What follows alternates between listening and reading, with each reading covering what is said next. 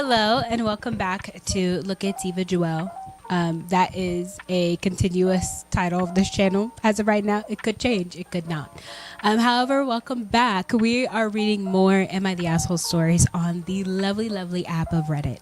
And something that I cannot stress enough is that I found Reddit way too late into my life. And so my obsessions with Am I the Assholes and people just telling all of their business on the internet is one of my favorite things ever. And so I've decided to tap in everybody else that's watching this into other people's business. So let's sit down, let's relax, let's have fun, and let's have a conversation in the comments. Today's theme of Am I the Asshole stories, since it is the holidays, I feel like it's just kind of right to do familial stories, like stories about people's families, just to kind of reach, some conversation with Thanksgiving, with the fact that Thanksgiving just literally happened like 4 days ago from this, and we all now probably have a second Christmas dinner that we all have to go to and navigate our difficult family relations. So here's the first Am I the Asshole? Am I the asshole for telling my brother-in-law that I will never forgive his daughter and I have no intentions of ever having her near my family? Okay, if you're new to this channel here, which most of you guys probably are, we do something called a title conclusion, where we guess whether or not the person is an asshole before we even read any of the story. So based on that title, I'm going to say you're not the asshole and that the daughter probably did something absolutely that warrants you wanting to cut her off. So the people involved here: me, 30 female, my husband, 35 male, my older sister, 35 female, my sister's son, Kevin, 14 male. I almost read that as 14 months. Her husband, Joe, 40 male, and Joe's daughter, Kelly, 15 female. My sister had a blended family with her bio son. Her husband and her stepdaughter would say it was still a work in progress for them, but we all accepted and included Joe and Kelly into our lives. A few weeks ago, my husband and I organized a little get-together at our place to celebrate my birthday and for people in our family to spend time with our 6-month-old son. The people present were my sister and her family, plus our parents, so very intimate and chill. Okay, that sounds reasonable so far. Everything went well and nothing out of the ordinary happened. But some days after the gathering, my nephew Kevin came to our house and asked to speak to me about something concerning. For info, Kevin and Kelly attend the same school and have some mutual friends. My nephew told me that Kelly has been telling her friends that during the gathering, she has seen her step-uncle, my husband's organ. She claims she was in the bathroom. My husband entered without knocking and had his organ outside of his pants. This is how she ended up seeing it. This is absurd because my husband does not do this even when we are alone in our house, and honestly, who does that when they know they have guests over? This is gonna get heavy, clearly. Trigger warning. If the mom ends up being one of those moms that blames the daughter and not the husband, if this worked out, I'm gonna be pissed. Let's continue. Also, I asked everybody who were present that day to meet at my parents' house and confronted Kelly. Kelly, by the way, let's all just remember, Kelly is 15, okay? Her husband is 35. Let's continue. She started crying and confessed she lied to her friends. According to her, all of her girlfriends have already had some sort of intimacy and experiences, and she had none by this point. So she invented this story to look cool in front of her friends. I lost it. I called her a disgusting POS and a psychopath and told her she risked my son's father's life just to boost her stupid social life among her friends. I told the rest of my family that going forward, I will never bring my family near Kelly again. Okay, this is heavy, okay? Because I don't want to play devil's advocate, but I want to say there are two options, okay? So either this did actually happen, right? Which is now something completely different, right? It's time to call the cops if this actually completely happened, okay? okay? If this story of him walking in, swanging to a 15-year-old, if that happened, call the police, okay? That's who we're calling.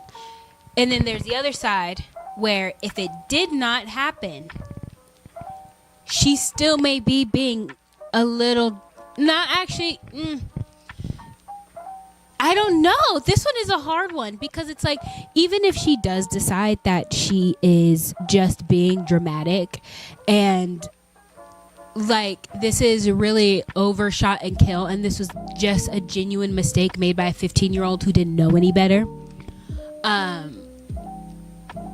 like there's a part of me to where like if I was in this wife's situation where like, okay, I care for my husband, right? But in the back of my head, I would still be like, is she really telling the truth now, right? Because it's like, you've already lied once, but it's like, what if this turns out that this was one of those things where because she was confronted by everybody that's older than her, she's 15, and all the other adults in this story are over the age of 30, if she felt backed into a corner, and so to get out of being backed into the corner and being like confronted because you confronted a 15-year-old, she just blurted out like, oh, this was a lie, like it didn't really happen, XYZ, just to like calm down the room and to like get out of it because everybody was now yelling at her and backing her into a corner, right? And so it's like, we don't know whether or not this truly happened, because if it didn't happen, it's awful. But if it did happen, it's even worse, you know? So it's like, I don't know where I would stand in this space when it comes to like, if I was the wife in that situation, right? Because it's like, you would hope that like, yeah, you don't marry someone who is sick in the head like that, right? But like, if documentaries and like the internet has taught us anything, is that like, you never truly know. Let's continue with this story to see where we're gonna end up. The consequences for this girl came fast. My nephew told everyone at school the truth.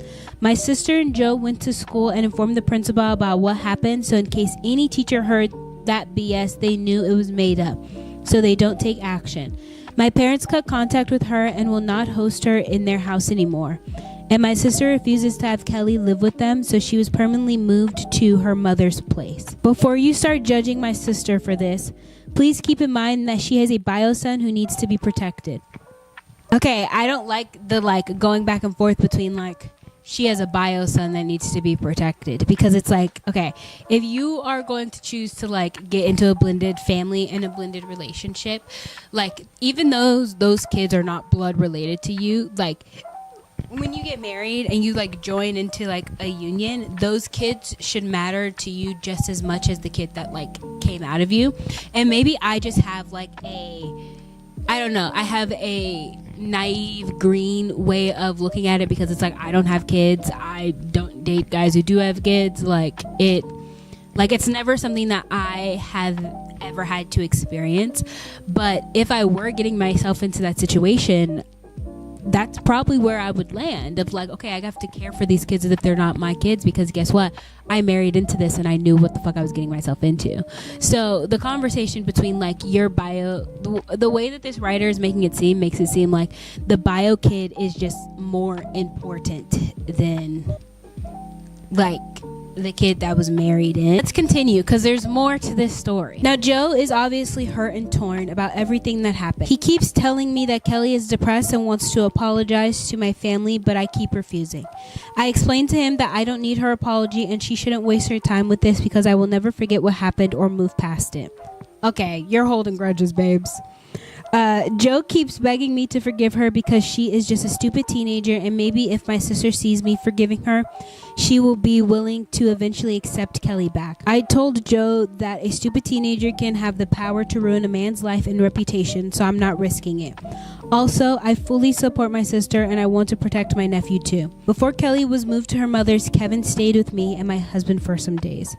So I don't regret my decision at all. I stand by everything that I said, but I feel bad for my brother-in-law.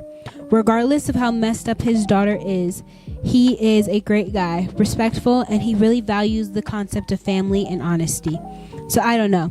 I guess I want to ask if I am the asshole towards him. this just spun into a different space, because at first I was thinking we were talking about, are you the asshole to the little girl? But now we're talking about, are you the asshole to the brother-in-law? After a little bit of thought, my decision is that you're not the asshole. With the facts that we are given, right, I completely understand why you chose to react the way that you did, right? Because if she was truly lying, then yes, this could be horrible. This could get back to your husband's job. Your husband can end up in jail based on a lie that she told, right? But I don't think you're the asshole for protecting your family first, right? Because that's what you signed up for, right? That's the point of marriage. You come together, what's yours is mine, what mine is yours, and it's us against the problem, right? And so if the problem is your brother-in-law's daughter that's not even blood related to you, I completely understand how you could just be exit that girl off, we're done with her, out of the family. But then I think there is a point of empathy that needs to happen here, where you are realizing that you're asking your brother-in-law to choose between his wife and his wife's family, essentially, and his own daughter. And I think in that, when you look at it that way and try to have empathy for the other person's situation, even though it is really, really hard in this situation, it is a very, very, very just an uncomfortable space to be in. And it's an ask that you're asking, not even consciously, but that's essentially what you're asking here. I think now the fate of the rest of everything else is in Dad's hands and Kevin's hands, right?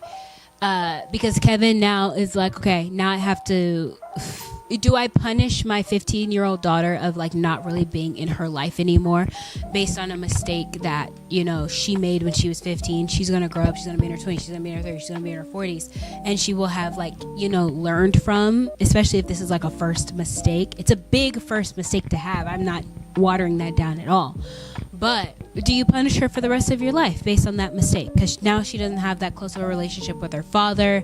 She is staying at her mother's house. She clearly misses you guys, XYZ, right? Or do you guys let bygones be bygones? I think Dad now just needs to figure out what life looks like for them now, right? Where it's okay, if you're gonna choose, the dad clearly sounds like he's choosing his wife over his daughter.